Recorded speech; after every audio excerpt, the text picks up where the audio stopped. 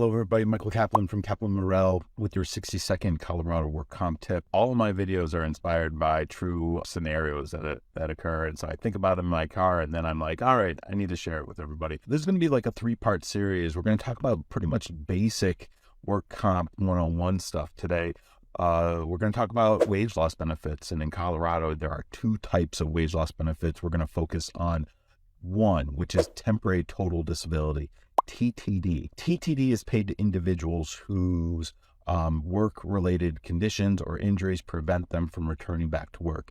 And in that scenario, the work comp carrier owes the injured worker 66% of their average gross weekly wage that they were making at the time of the injury. So let me give you an example. Let's say you're making $1,000 a week, you're off for a week, they would owe you $666. That's how TTD works. Now, if you are on TTD, you should always get educated about it because more often than not, the insurance carriers calculate your average weekly wage poorly or wrongly, and then what results is you get less TTD.